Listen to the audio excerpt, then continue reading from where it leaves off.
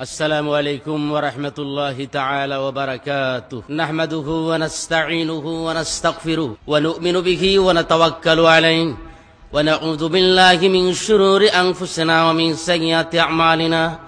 من يهد الله فلا مضل له ومن يضلل فلا هادي له.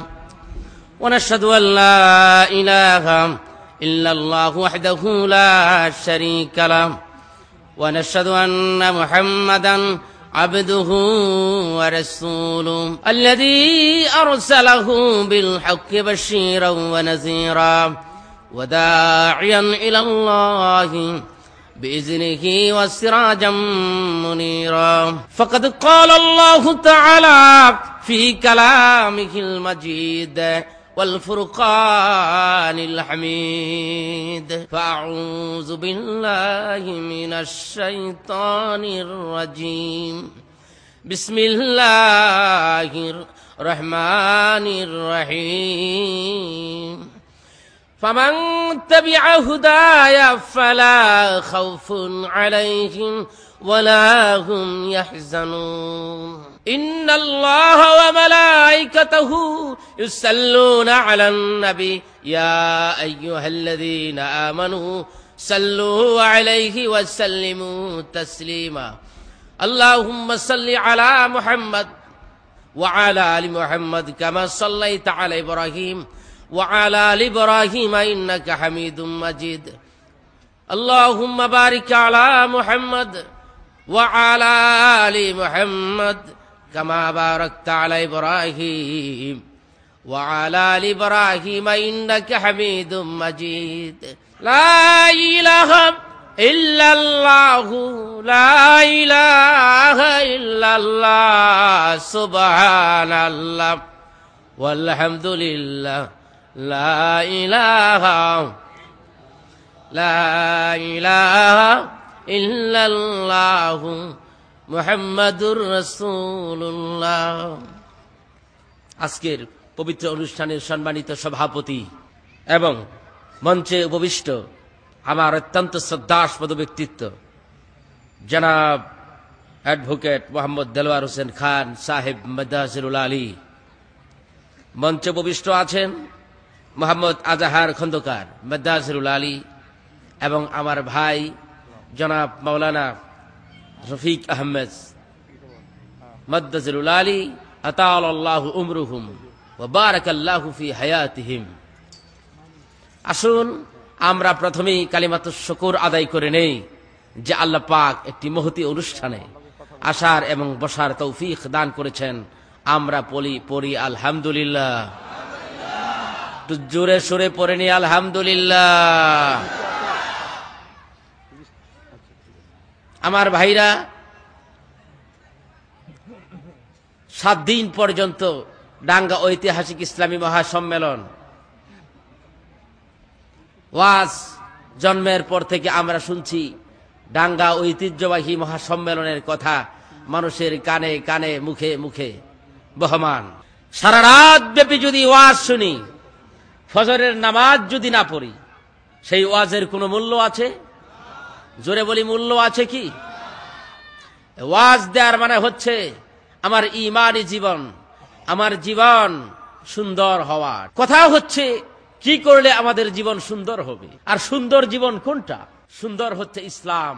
জোরে বলেন সুবহানাল্লাহ। ইসলামকে যারা ফলো করেছেন তারাই সুন্দর হয়েছে। এজন্য আল্লাহ তাআলা বলেছেন উদখুলু ফিস সিলমি কাফা, সবাই ইসলামের মাঝে প্রবেশ করো। কেন করলে তোমাদের জীবন সুন্দর হবে? মারহাবা বলেন। আমার ভাইরা, সময় খুব কম, সময় বসে থাকে না, হায়াতও বসে থাকে না, কাজেই সময়ের মূল্য দিতে হবে।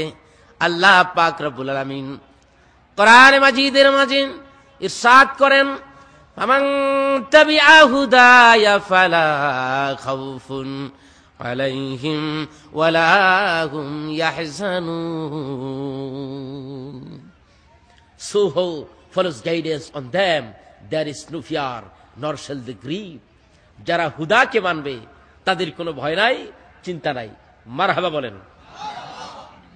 হুদা কোনটা? আমার ভাইরা, হুদা হচ্ছে কোরআনের পাকের একটা নাম। কোরআনে মাজিদের 55টি নাম। কটি নাম? কথা বলতে হবে, কটি নাম? 55টি। জোরে বলেন কটি? একটা নামের ব্যাখ্যা দিতে গেলে ঘন্টার পরে ঘন্টা চলে যাবে। আমি হুদা শব্দ এখানে আলোচনায় এনেছি। কোরআন, ফুরকান, বয়ান, মুবিন, তিবিয়ান, মারফুআ, মুকাররামা, মুতাহহারা। মারহাবা বলেন। হুদা, মুনাদা, নূর, আমর, জিকির, হাবলুল্লাহ, জিকরুল্লাহ। মারহাবা বলেন। এগুলি হচ্ছে কোরআনের নাম। কোরআনে মাজিদ, ফুরকানে হামিদ, গাইডেন্স, পথ, দিশা। অন্ধকারাচ্ছন্ন, ছন্ন ছড়া, পাগল পারা মানুষ যখন দিশা পায় না, আল্লাহ পাক রব্বুল আলামিন আরশে আজিম থেকে হুদা পাঠিয়ে দিয়ে মানুষের চলার ব্যবস্থা করে দেয়। তাহলে হুদা অর্থ কি? কোরআন। জোরে বলেন কি? কোরআন মাজিদ হচ্ছে আল্লাহ পাকের অমীয় বাণী, ঐশী কালাম, ফুরকানে হামিদ। সন্দেহ আছে? জোরে বলেন, সন্দেহ আছে? কোরআন পাকের আরেকটি নাম হচ্ছে হাবলুল্লাহ। হাবলুল্লাহ অর্থ হচ্ছে আল্লাহ পাকের রশি। কোরআন মাজিদের একটা নাম হচ্ছে হাবলুল্লাহ, আল্লাহ পাকের রশি। কথাগুলি বুঝতে হবে, তাফসীরের কথা। কোন মানুষ যদি কূপের মাঝে পড়ে যায়, কূপের উপর থেকে রশি ফেলবে। যিনি কূপে পড়ে গেছে, রশিটাকে মজবুত ভাবে ধরবে। যারা কূপের উপরে আছে, রশি টেনে টেনে কূপে পতিত ব্যক্তিকে উপরে উঠাই দিবে। এটাই তো ঠিক নাকি? নাকি রশি দিয়ে টানবেন না? আর এই লোক রশি ধরবে না? না ধরলে ময়রা বেটকায়া থাকবে। সেই কূপ থেকে পানি খাওয়া যাবে? কূপের মাঝে মানুষ পড়ে গেছে, উপর থেকে রশি দিয়েছে, রশি মজবুত ভাবে ধরেছে। যারা উপরে আছে টেনে টেনে উপরে উঠাই দিবে। এটাই তো নিয়ম। আমার আল্লাহ ডেকে বলি, বান্দারে, জান্নাতের মাঝে তোমরা ভুল করেছ। তোমাদের বাবাই ভুল করেছে, মানে তোমরা করেছ। তোমার বাবা, তোমার মা আদম হাওয়া আলাইহিস সালাম ভুল করেছে। আমি বললাম, কুলনা হাবিতু মিনহা জামিয়া, জান্নাত থেকে দুনিয়ার মাঝে নেমে যাও। তোমরা জান্নাত থেকে নিচে পড়ে গেছো। হ্যাঁ, দুনিয়ার মানুষ, আমি আল্লাহ মানুষদেরকে নিচে থেকে উপরে উঠাই, আর শয়তান উপর থেকে নিচে নামায়। জোরে কর নাউযুবিল্লাহ। এক লোকে তাল গাছে উঠছে। কোথায়? তাল গাছে উঠে আর নামতে পারে না। এখন কি করা যায়? এলাকার সবচেয়ে বড় মাতবরের কাছে গেছে, গিয়ে বলে, মাতবর সাহেব, লোকটা তাল গাছে উঠছে আর নামতে পারে না। কয়, আমার কাছে ভালো বুদ্ধি আছে। কয়, কি? তাল গাছে ওঠো, উঠে যিনি গাছে উঠেছে তার কুমরে বান্ধ, বাইন্দা কি করো, নিচে থেকে টান মারো। আচ্ছা বলেন, এটা কি মানুষের কাজ না শয়তানের কাজ? লোকটাকে টান মারছে, জমিনের মধ্যে পড়ে গেছে। আচ্ছা বলেন, তার আরাম হইছে না বেরাম হইছে? আমার ভাইরা, আমার আল্লাহ ডেকে বলে, বান্দারে, তোমরা জান্নাত থেকে পড়ে গেছো। জান্নাত থেকে তোমাদেরকে আমি নিচে নামাই দিছি। তোমরা তোমরা মনে করেছো আমি কি তোমাদের ভুলে গেছি? না না না, তোমাদের আমি ভুলে যাই নাই। তোমাদেরকে আমি বড় বেশি ভালোবাসি, আপন হাতে নিপুণ করে তোমাদেরকে আমি বানিয়েছি। রে আমার বান্দারা, তোমরা জান্নাত থেকে দুনিয়া নামক কূপের মাঝে পড়ে গেছো। আমি আল্লাহ তাআলা একটা রশি নিক্ষেপ করেছি। এই রশিটাকে যদি আরশে আজিম থেকে আমি একটা রশি ছেড়ে দিয়েছি, সেই রশিটাকে যদি তোমরা মজবুত ভাবে ধরো, আমি আল্লাহ তাআলা টেনে টেনে পুনরায় তোমাদেরকে জান্নাতে নিয়ে যাব। ইন্নাহু হাবলুম মামদুদুম মিনাস সামাই ইলাল আরদ। এই কোরআন হচ্ছে আকাশ থেকে, জান্নাত থেকে প্রলম্বিত রশি। জোরে কর সুবহানাল্লাহ।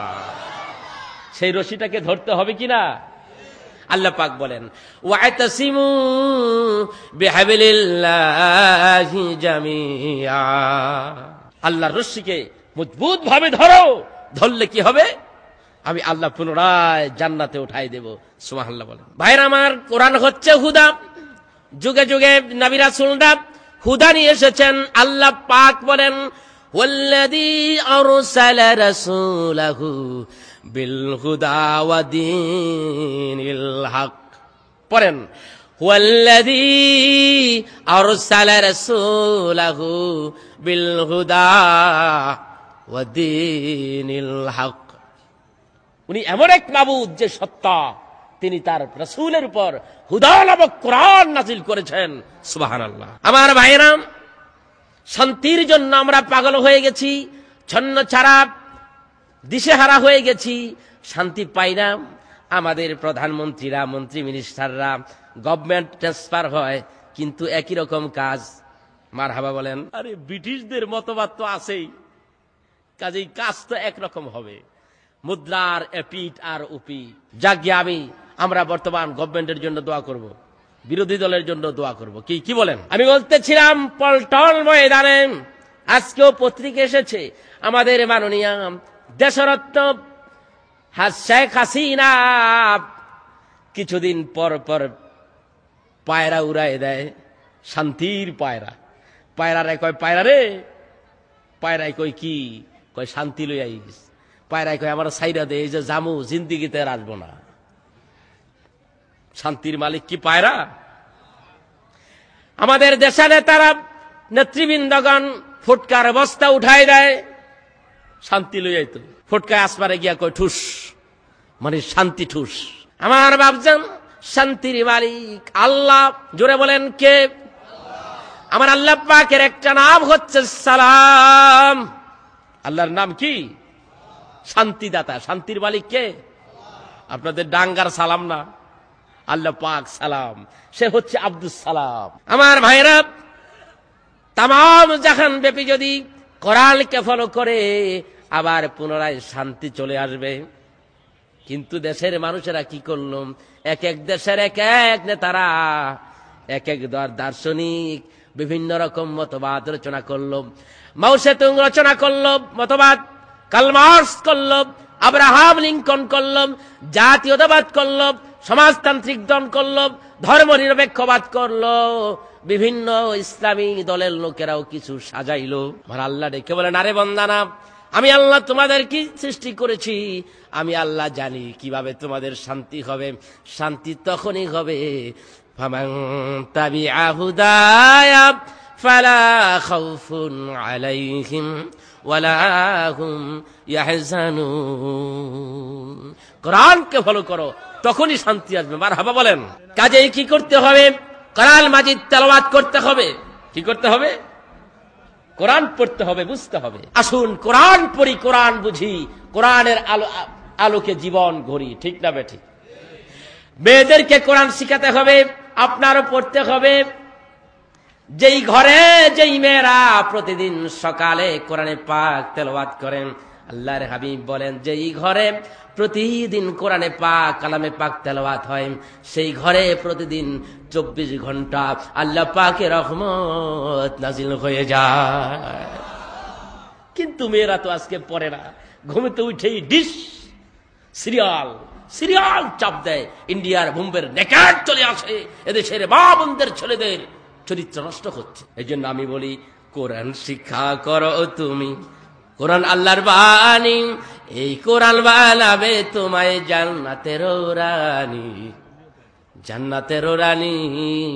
পড়েন, কোরআন শিক্ষা করো তুমি, কোরআন আল্লাহর বাণী, এই কোরআন বানাবে তোমায় জান্নাতের রানী, জান্নাতের রানী।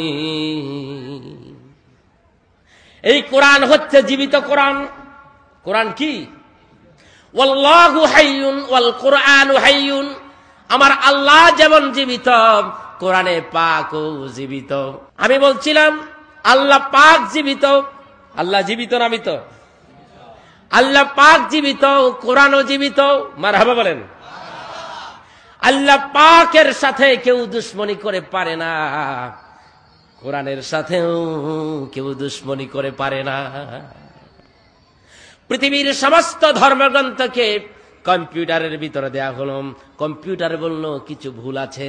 যেদিন কোরআনকে কম্পিউটারের ভিতরে দেয়া হলো, কম্পিউটারে বলল the holy Quran is a most scientific, কোরআন হচ্ছে সবচেয়ে বেশি বিজ্ঞানসম্মত। জোরে কোন সুবহানাল্লাহ।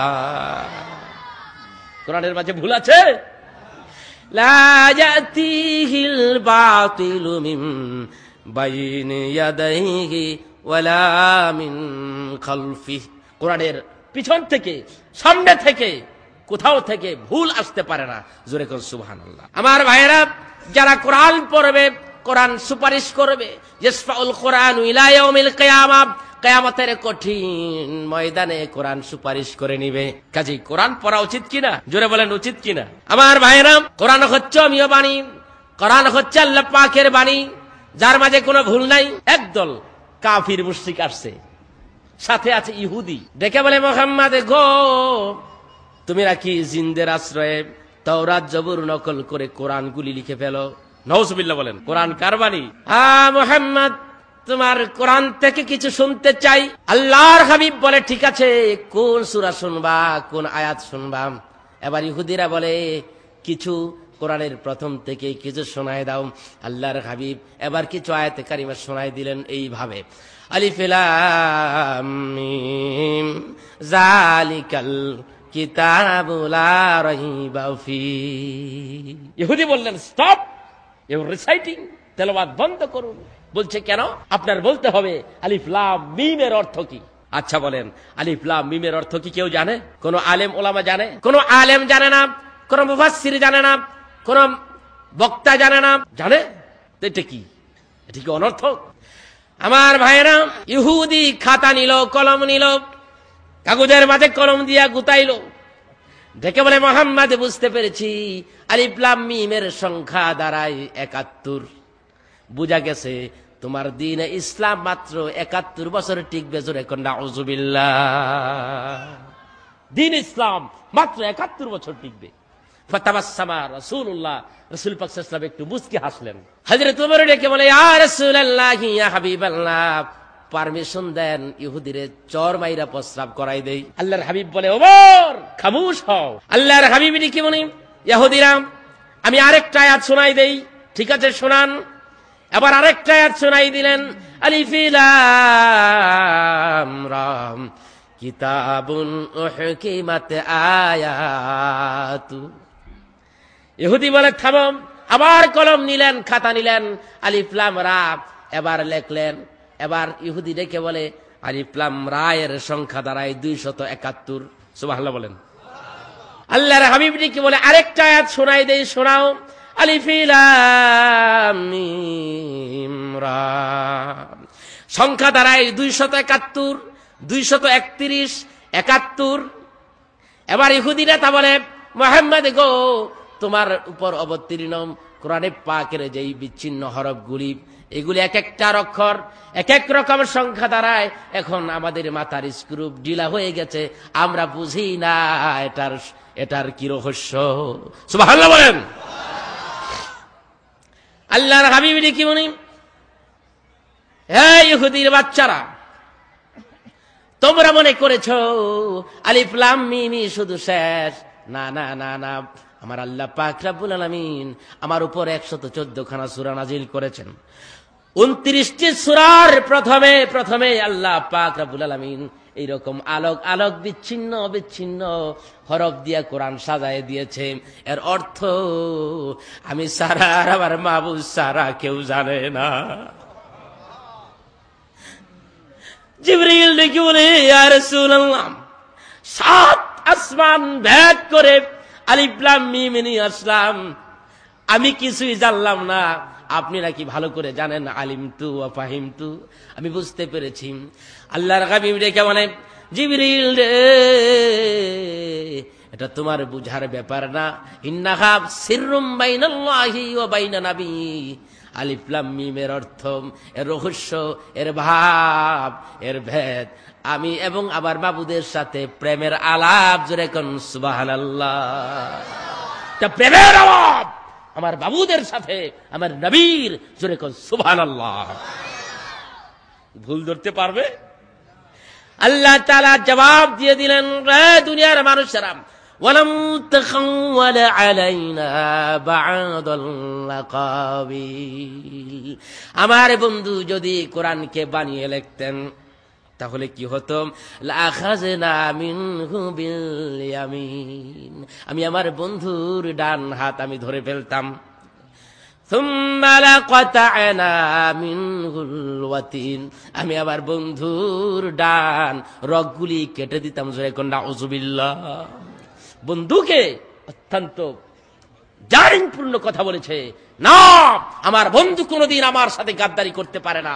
আমি যা বলি জিবরাইল তাই বলে, জিবরাইল যাই বলে আমার বন্ধু তাই লিখে এবং হেফজ করে। জোরে কোন সুবহানাল্লাহ। এবার ইহুদিরা নাকি বলেন, ইয়া রাসূলুল্লাহ, আপনার কোরআনের ভুল ধরার জন্য আমরা এসেছিলাম, এখন নিজেদের ভুল ধরা পড়ে গেছে।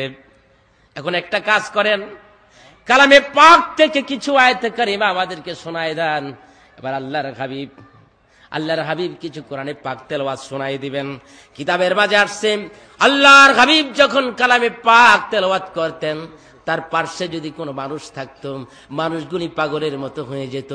আসমানের মাঝে যদি পশু পাখি থাকতো, পশু পাখিরা পানাগার ছেড়ে দিয়ে রহমতের নবীর কোরআনে পাক তেলাওয়াতের শোনার জন্য দাঁড়িয়ে যেত।